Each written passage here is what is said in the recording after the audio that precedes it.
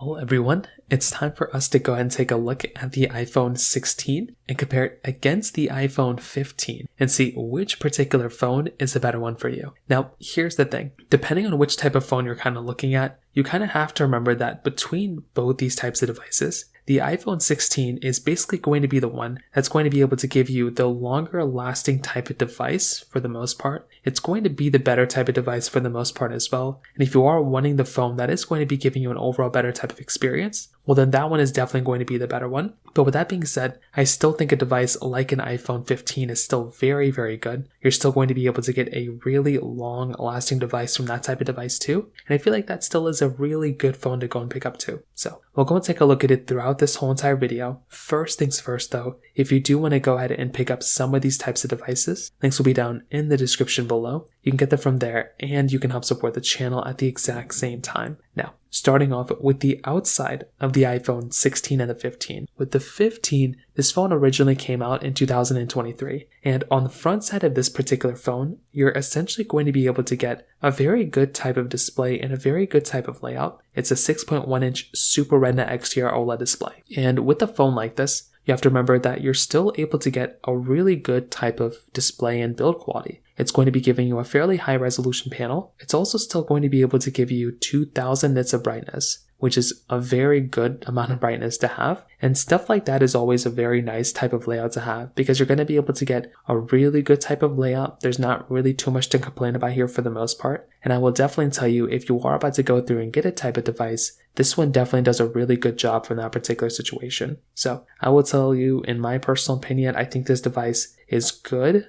but it's lacking in the same areas the iPhone 16 is lacking in, like no 120 Hz. I've always felt like that was a little weird. Hopefully Apple can give a little bit of a better job like that in the future for these base model iPhones. We'll see what happens, but at least in my personal opinion, the iPhone 15 still does a decent job. With the iPhone 16, like I said, it's more or less kind of the same type of layout here. The 16 is giving you a 6.1 inch Super Retina XDR OLED display. It's going to be basically the same 2000 nits of brightness. It's going to be giving you the same type of layout as expected before. So there isn't really anything like super insane that we haven't already seen before here either. This type of device does do a pretty good job at kind of giving you a good type of experience. But like I said, it's not really supposed to be like, again, the flagship of flagships. It's a 60 Hz panel, so it's the standard type of panel there as well. It's still giving you good brightness and everything, but it's more or less the same type of experience as you'd expect inside of something like an iPhone 15 in this case. So they're both very similar, and there's a ton of overlap there when it kind of comes down to both these devices from that particular situation. So from that side as well, that kind of covers it up there too. Now, on top of that, another very important thing to keep in mind here as well is that between these types of devices, they're both giving you USB Type-C ports at the bottom, which is always very nice to have. I love having USB Type-C, and you're going to be getting that type of capability there as well. You're also going to be able to maintain very good build quality all throughout. You're getting frosted glass backs on the back of both these phones, which is really good. You're getting dual camera setups, wireless charging, MagSafe capability. Definitely a lot of overlap here for the most part, which I think is nice. You're going to be able to get a lot of different things going on within these types of devices, and both of them do feel and look pretty good from that particular standpoint. So at least from that particular situation, they both hold up fairly well. But keep in mind, if you are trying to go through and get the better feeling phone, they both feel pretty much the same, but the iPhone 16 is giving you that like camera button too, which could be another nice thing to keep in mind there as well. The iPhone 16 is also a more expensive phone, so if you're okay with spending maybe like a little bit more money on a device, just keep in mind that the iPhone 16 is going to be able to give you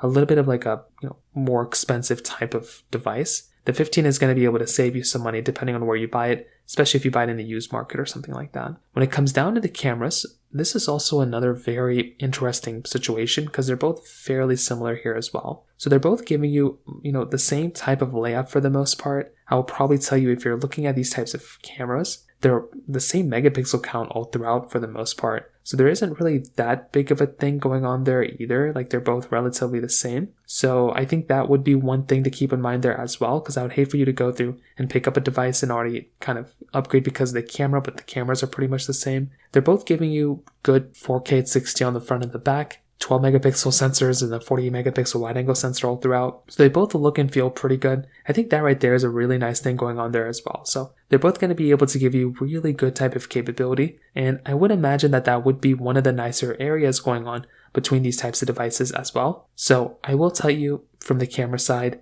although they aren't like perfect cameras by any means, I do think they're pretty solid for the most part. And if you're going to go through and use a particular iPhone camera, they're both relatively the same here, and you're not really going to go from an iPhone 15 to a 16 and feel like the camera is like exponentially better or anything like that, as far as I can tell. So from that side too, that kind of covers it up there as well. Now, on top of that, another important thing to keep in mind here as well is that with the iPhone 15 and the 16, both of these cameras are also still holding up.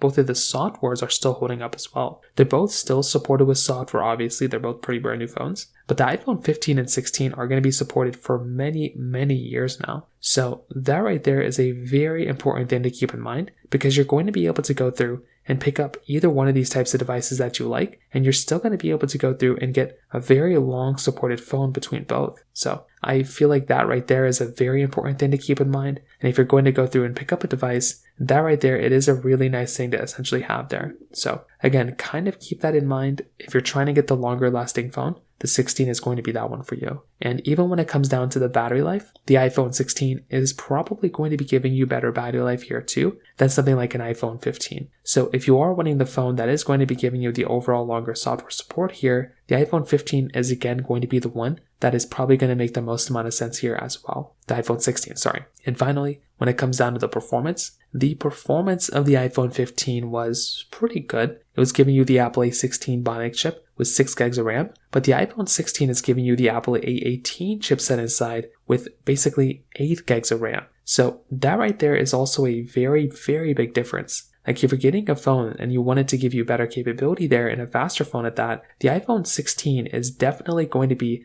the faster phone here for sure. And I think if you're going to go through and buy a phone, it definitely would make a lot more sense to go and buy something like an iPhone 16. The performance between that phone and in that phone is going to be very solid. Like you're going to be getting a very fast phone at that. It's going to perform very, very good. And the 15 is still also going to be very good as well. I don't want to give the impression that the 15 is going to be like a bad performing device or anything like that, because that device is still going to be a very, very good performing device when it comes down to it. But I would just imagine that if you're trying to go through and pick up a device that is going to be giving you an overall better type of experience, I think the 16 again is the one that would make the most amount of sense here. So to kind of sum up this whole entire video, what I definitely will tell you is that in my personal opinion, I definitely do think a phone like an iPhone 16 is probably the one that would make the most amount of sense for a vast majority of people to go and pick up. I think that type of phone is a really good type of device. That one is a beautiful phone, and that one, like I said before, would be the one that I would look at as probably being the one to recommend to the most amount of people. But with that being said too, I do think with something like an iPhone 16,